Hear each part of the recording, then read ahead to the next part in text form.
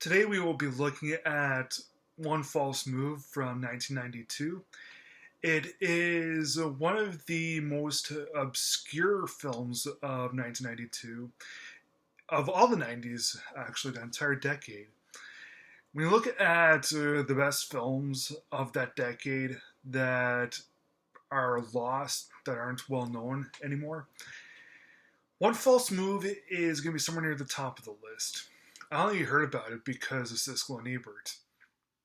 Both Gene Siskel and Roger Ebert have had a huge influence on me. I really like looking back at some of their old reviews, seeing what films they've recommended, and in the 90s, one film that was at the top of their list was One False Move. And yeah, it's one film that I've seen numerous times, and it always just blows me away. I totally love One False Move. It's directed by Carl Franklin. It stars Billy Bob Thornton, Bill Paxton, Cinda Williams, and Michael Beach.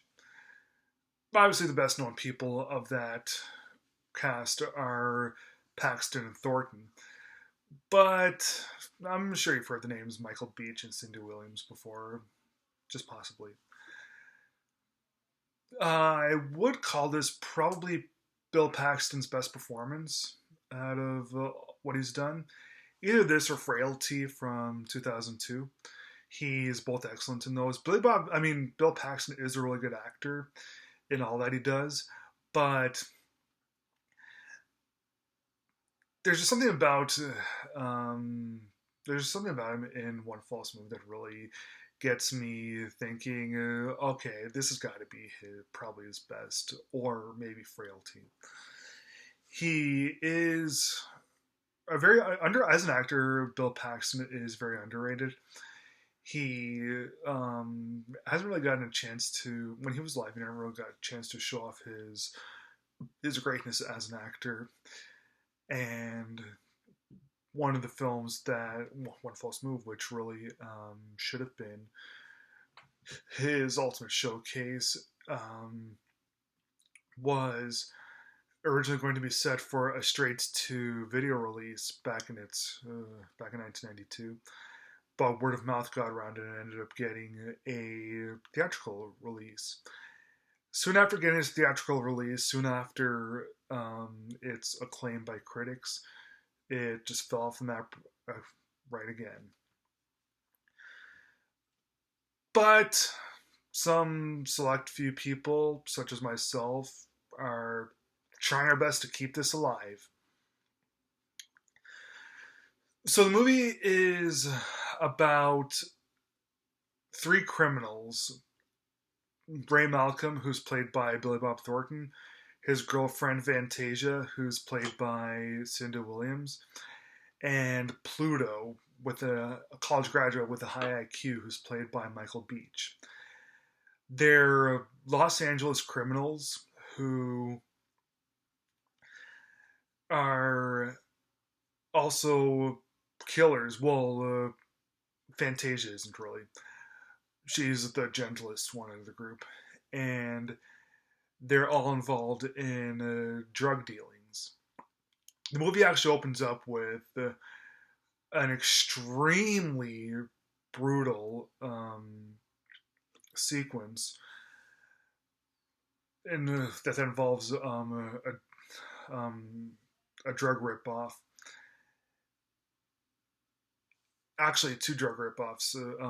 It takes place in one house, and then they split up and they go to another person's house to steal a bunch of drugs and money. And the way that both of those home invasions are done are just about as brutal and as downright horrifying as In Cold Blood from the 60s. Now, I know that In Cold Blood is based on a real thing, but the movie of In Cold Blood happens, it is pretty accurate from what I know, at least. And the way that in Cold Blood, I mean the way that One False Move deals with it, like doing it like reenacting two home invasions in some kind of brutality. It is more shocking in Cold Blood was in the 60s and One False Move was in the 90s. But the whole point of those two home invasions is to really make the audience uncomfortable, make the audience feel as horrified as the characters are. Yeah, it's pretty terrifying. But there's a couple of false moves that happen during the two home invasions, and when there are three criminals go off, there's a couple of clues left behind, including Fantasia not taking care of a little kid who witnesses the whole thing, and neighbors across the street that witness and give some detailed descriptions of what the characters look like. But also there's a videotape that plays. Now it doesn't the videotape the doesn't actually show any of the killings happening. It doesn't show our characters either. But you can hear one of the. It's barely audible. You can barely hear some of the people say Star City. I heard you're heading to Star City, Arkansas. Now, Star City is where Fantasia wants to go to.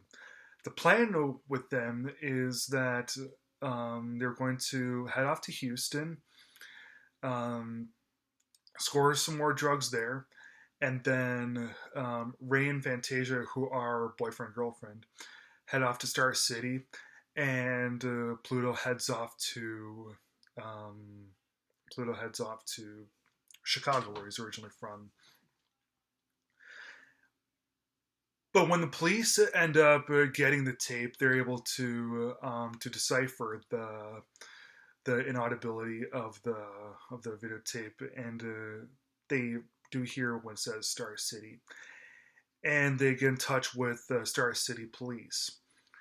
Now, Star City is a really small town in suburban Little Rock,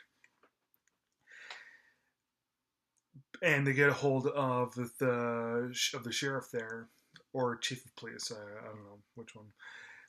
Played by Bill Paxton, whose name is Dale Dixon. His nickname is the Hurricane. Now, um, Dale has Dale has a loving family, and he has always wanted the big times. He's always wanted to be LAPD or NYPD, one of those big city cops, because he's frankly bored in such a small town like Star City. All he really gets to deal with are um, couple of drunken people on a Friday night that get into fights in the back of a bar. That's really the only action that he is able to get. But the two LAPD cops that he ends up working with, that come over to Star City, end up kind of becoming a little bit friendly with him. And when Dale says that he wants to become LAPD, they really don't take him seriously, and it's kind of a heartbreaking scene when that all happens. And while our three criminals are on the lam, there's some more witness testimony that comes about, and Dale finds out that um, exactly who Fantasia really is, and their paths have crossed before. Turns out, just how close Dale and Fantasia really were. I don't want to give too many spoilers about the relationship between Dale and Fantasia, but let's just say that it adds a lot more to an already shocking story, and it makes everything. It just really raises the stakes in such a good way. So when our three criminals end up making their way to Star City, and um, the Dale and the LAPD try to destroy them, it's just downright like I already said before that the movie is pretty shocking and horrifying, but yeah, things just get raised. It really raises the stakes. Bill Paxton plays Dale Dixon, the Hurricane, to a very high degree. One, I guess, the thing that I like about it is that um, the Hurricane is just an ordinary guy. Bill Paxton, he's played lots of really flamboyant, really, I don't want to say easy to play characters, but some of like when he plays the jokester brother in Weird Science, like that was kind of an easy part for him. Just like it was just a bit comedy part, like especially when he goes like, and even when he did Aliens, Paxton's role was a supporting, um, and it really wasn't as hard as this. I've always found that whenever someone plays a normal role, but they do a fabulous job in that normal role, they it's always a lot harder. It's a lot harder to play somebody that's normal, but doing a good job playing that normal character. Because frankly, the more you have to, it's easier to really push yourself out and really deliver something that's truly big. But the more subtle you are, the harder it is to really elicit a bunch of emotion, especially if it's something that's, especially if you're not really given a whole lot to to really burst out of. And Paxton, once again, he shows just how good that he really is in this. But ultimately, what this is, it's a character driven film, and the writing behind this is just so good. Some people might think that there's maybe a little bit too many false moves that happen in this, but you just have to pay extra close attention to little bits of the details because this is a finely detailed film. But yeah, the writing and the characters, we have these real characters in this real town, and just a great writing and great characters. Um, I wouldn't really call One False Move the best film of 1992. I just simply think that there's a couple others that are better. But it should be okay.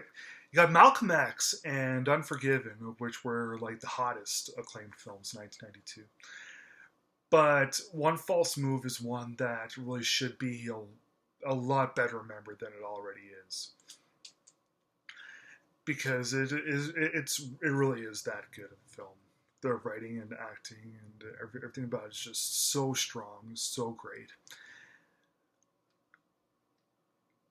Yeah, One False Move, perfect film, 4 stars out of 4.